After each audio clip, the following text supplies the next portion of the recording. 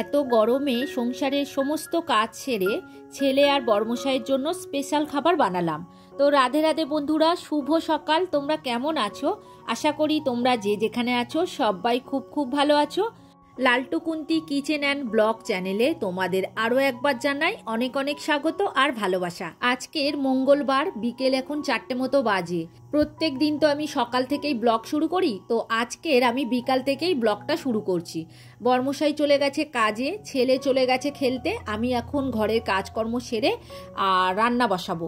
তো বিকালবেলায় দেখো বিছানাটা পরিষ্কার করে নিচ্ছি। দুপুরবেলায় ছেলে শুয়েছিল, তো বিছানাটা একদম ওলটপালট করে দিয়েছে, মানে চাদর টাদর মানে গুটিয়ে দিয়েছে। সকালবেলায় একবার গুছিয়েছি, তো আবার বিকেলবেলায় দেখো গুছিয়ে গাছিয়ে ঠিক করে নিচ্ছি।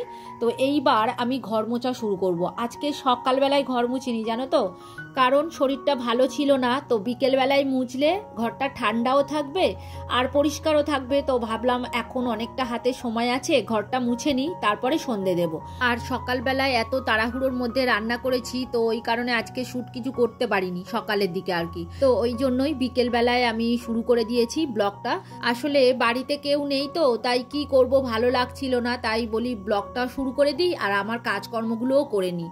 আর বাড়িতে কেউ না থাকলে কাজটা মনে হয় আরো ভালো হয়। তো চলো এইবার তোমাদের কিছু কমেন্টের উত্তর দিয়ে দিই। সুস্মিতা দাস মহারানা দিদিভাই কমেন্ট করেছে, আজকে প্রথম ভিডিওটা দেখে নিলাম, কমেন্ট করে দিলাম। ধন্যবাদ দিদিভাই আমাকে এতটা ভালোবাসার জন্য আর আমার ভিডিও দেখার জন্য। তো তুমি ভালো থেকো, সুস্থ থেকো আর এইরকম সবসময় আমার পাশে থেকো। আর কল্পকথা থেকে কমেন্ট করেছে, তোমার প্রত্যেক দিনের জীবনের রুটিন খুব প্রশংসনীয়, সব কিছু যেন সিস্টেমেটিক, একদম গোছানো সংসার। তো দিদিভাই তোমাকে অসংখ্য ধন্যবাদ এত সুন্দর কমেন্ট করার জন্য। আসল কথা হলো বিয়ের পর থেকে এই সংসারে কিন্তু আমি একা, সমস্ত কাজ কিন্তু আমি নিজে হাতে করি। যখন পারি না তখন বর্মশাই বা শ্বশুরমশাইকে বলি, এখন তো ছেলে বড় হয়ে গেছে, ছেলেকেও বলি। আর আমি একটু পরিষ্কার পরিচ্ছন্ন থাকতে ভালোবাসি, তাই জন্য গুছিয়ে পরিষ্কার করে রাখার চেষ্টা করি সব সময়। তো যাই হোক দিদিভাই, তুমি ভালো থেকো, সুস্থ থেকো আর এইরকম সুন্দর সুন্দর কমেন্ট করো। আর স্বপ্না দিদিভাই কমেন্ট করেছে, খুব সুন্দর করে ঘরের সব পরিষ্কার করে গুছিয়ে নিলে, খুব ভালো লাগলো দিদিভাই। অসংখ্য ধন্যবাদ দিদিভাই কমেন্ট করার জন্য আর আমার কাজকর্মগুলো ভালো লাগার জন্য। তুমি ভালো থেকো, সুস্থ থেকো। তোমাদের কমেন্টগুলো পড়ছিলাম, এদিকে দেখো আমার ঘর সব মোছা হয়ে গেছে, এবার বাইরে চলে এসেছি। আজকের বিকেলবেলায় বাইরেগুলো ঝাড় দিয়ে নিচ্ছি। তো সকালবেলায় যেহেতু দেয়া হয়নি, তাই জন্য ভাবলাম সমস্তটা ঝাড় দিয়ে দিই। একেবারে ঝাড় দিয়ে নিয়েছি, কিন্তু আজকের আর ধুবো না জানো তো, সময় নেই। আর বিকাল হয়ে গেছে যেহেতু, আজকের আর ধোয়ার দরকার নেই, কালকে সকালবেলায় আবার ধুয়ে দেবো। আর এখনও রান্নাঘরের অনেকটা কাজ পড়ে আছে। দুপুরবেলায় যে ওই যে রান্না করেছিলাম, তারপরে রান্নাঘর পরিষ্কার করা হয়নি। আজকের একটু কুড়েমি করেছি বর্মশাই চলে যাওয়ার পরে, তারপরে ওই যে কাজে ফাঁকি দিয়েছি, আর করা হয়নি। তো এখন বিকেলবেলায় সব করে নিচ্ছি দেখো। তো রান্নাঘর এখন পরিষ্কার করে নিয়ে গ্যাস ওভেনটা, তারপরে কিছুটা বাসন আছে সেইগুলোই মেজে নেব। এবার আরো কিছু কমেন্টের উত্তর দিয়ে দিই। কবিতার কথা থেকে দিদিভাই কমেন্ট করেছে, দিদিভাই তুমি প্ল্যান করে কাজ করো বলে খুব সুন্দর করে গুছিয়ে করো, খুব খুব ভালো হয়েছে। তো দিদিভাই তোমাকে থ্যাংক ইউ কমেন্ট করার জন্য। তো দেখো প্ল্যান করে আমাকে কাজ করতেই হবে, এত কাজ আমি করব কি করে, মানে ওই দুপুর 1টা 2টোর মধ্যে সমস্ত কাজ আমার করে নিতে হবে। তো ওই কারণে একটুখানি সকালবেলায় উঠে ভেবে নিই তো কি কি করব আজকে, তো সেই মতো করতে থাকি, আর কিছুই না। তোমাদের যে এত ভালো লাগে আমার কাজগুলো, আমি তো ভাবতেই পারছি না আমি কি দেখাবো তোমাদের ভিডিওতে। আমি তো কোনো কাজ করি না বা অন্য কিছুই করি না, এই সংসারের কাজ করি আর তোমাদের সাথে গল্প করি আর তোমাদেরকে শেয়ার করি। তো তাতেই তোমাদের ভালো লাগে, এটা আমার পরম পাওয়া, অনেক আমার সৌভাগ্য।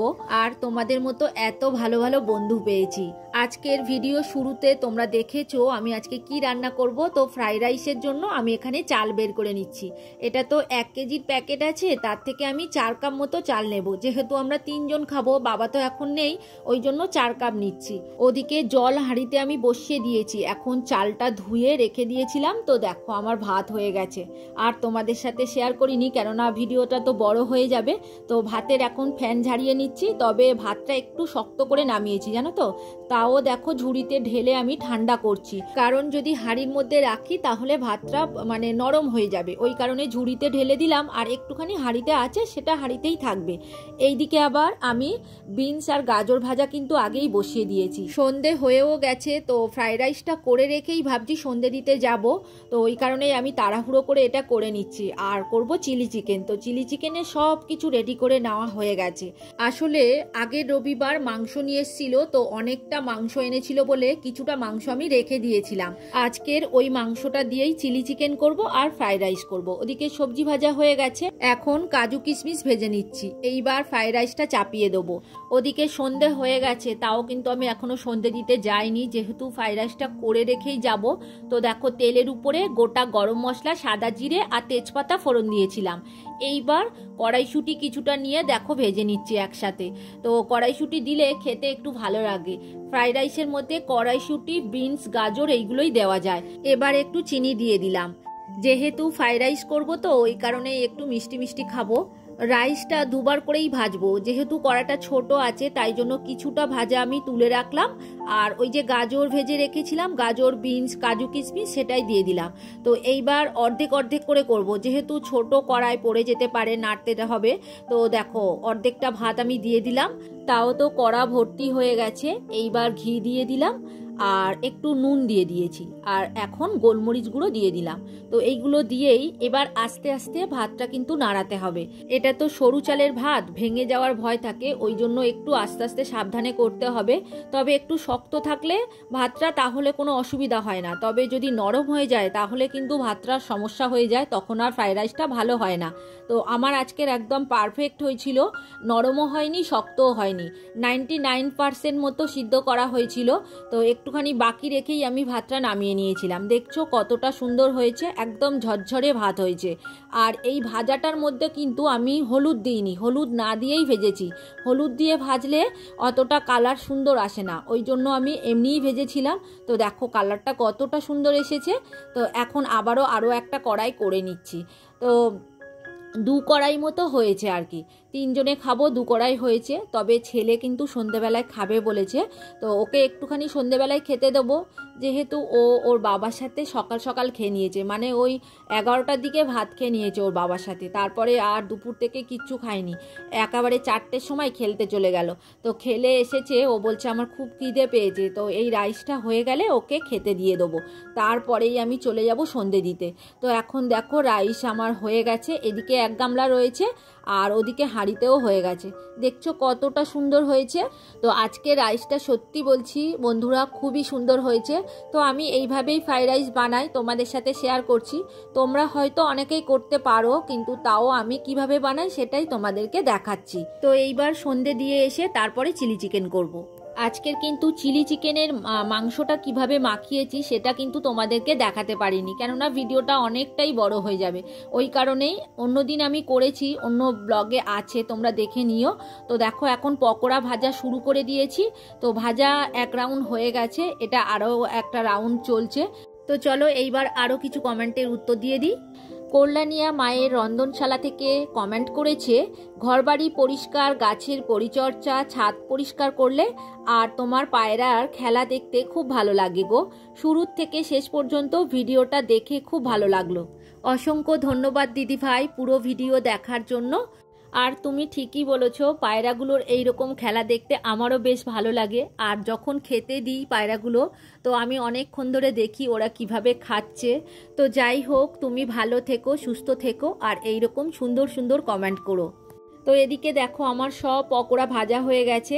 তো তেলটা বেশি হয়েছে বলে বাটিতে কিছুটা তুলে রাখলাম, মানে এতটা তেল তো লাগবে না মানে চিলি চিকেন করতে, ওই কারণে তুলে রেখেছি বাটিতে। তো অল্প একটু তেল নিয়ে তার মধ্যে রসুন ফোড়ন দিয়ে দিলাম, আদা রসুন দুটোই দিয়েছি অবশ্য। এইবার আদা রসুনটাও একটু ভালো করে ভেজে নিয়ে তার মধ্যে ক্যাপসিকাম দিয়ে দিলাম। ক্যাপসিকামটা একটু ভালো করে ভেজে নিতে হবে নুন হলুদ দিয়ে, কেননা ক্যাপসিকামের একটা অন্যরকম গন্ধ হয়, সেটা আবার বরমশাই নিতে পারে না। ওই কারণেই ক্যাপসিকাম যে কোনো তরকারি দেওয়ার সময় আমি একটু ভালো করে ভেজে নিই। তো দেখো ভাজা হয়ে গেছে, এইবার পেঁয়াজ দিয়ে দিলাম, পেঁয়াজটাও দিয়ে এবার ভালো করে ভেজে নেব। আর একটা কাঁচা লঙ্কা অর্ধেক করে ভেঙে দিয়েছি। আর এখন ছেলেকে খেতে দিয়ে দিচ্ছি।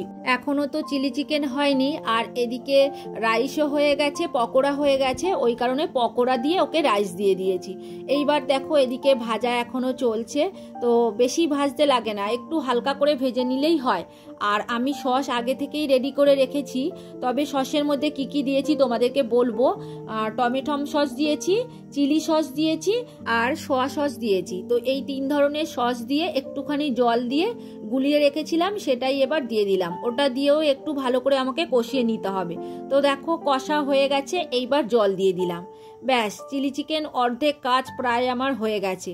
এইবার একটু ফুটে উঠলেই কর্নফ্লাওয়ার গোলাটা দিয়ে দেবো। কর্নফ্লাওয়ার কিন্তু আমি আগেই গুলে রেখে দিয়েছি বাটিতে করে, কারণ কর্নফ্লাওয়ার পাউডারটা একটু ঠান্ডা জলে গুলে নিতে হয়। ওই কড়াইয়ে ডাইরেক্ট দিলে দেলা পাকিয়ে যায়, মানে দলা দলা হয়ে যায়। ওই কারণে বাটিতে করে কর্নফ্লাওয়ার পাউডারটা আলাদা করে গুলে নিয়ে দিতে হয়। তো এইবার দেখো ঝোল ফুটে উঠেছিল, তখনই আমি পকোড়াগুলো দিয়ে দিলাম। তো পকোড়া দিয়ে এবার আমাকে ঢাকা দিয়ে একটু ফুটিয়ে নিতে হবে। আর শেষে অল্প একটুখানি গরম মশলা গুঁড়ো দেবো, দিলেই আমার চিলি চিকেন একদম কমপ্লিট হয়ে যাবে। তো দেখো বন্ধুরা, আজকে চিলি চিকেনের কালারটা কতটা সুন্দর হয়েছে। তো তোমরা কমেন্ট করে অবশ্যই জানিও কেমন দেখতে লাগছে। চিলি চিকেন কিন্তু ঝাল ঝাল খাওয়া যায় না, একটু মিষ্টি মিষ্টি খেতে হয়। তো শেষে একটুখানি মিষ্টিও দিয়ে দেবো, দিলেই আমার হয়ে যাবে চিলি চিকেন আজকে। তো চলো এইবার আরও কিছু কমেন্টের উত্তর দিয়ে দিই। রূপা দেবী অফিসিয়াল থেকে দিদিভাই কমেন্ট করেছে, মেয়ে মানুষের 2টো হাত, তাই সংসারের সব কাজ গুছিয়ে করে সারাদিন। 10টা হাত থাকলে কি করতো সবাই। খুব সুন্দর হয়েছে। তো প্রথমেই বলি দিদিভাই, তোমাকে অসংখ্য ধন্যবাদ এত সুন্দর কমেন্ট করার জন্য। তো তোমার কমেন্টটা পড়ে আমার ভীষণ হাসি লাগছে। 10টা হাত থাকলে আমি 10টা হাত দিয়েই কাজ করতাম, জানো তো। ভগবান যদি আমাকে 10টা হাত দিত, আমার মনে হয় খুব ভালোই হতো, কাজগুলো আরও তাড়াতাড়ি হয়ে যেত। এখন 2টো হাত আছে, কি করব, 2টো হাত দিয়ে সারাদিন করছি। তো যাই হোক, একটুখানি মজা করলাম তোমার সাথে, কিছু মনে করো না।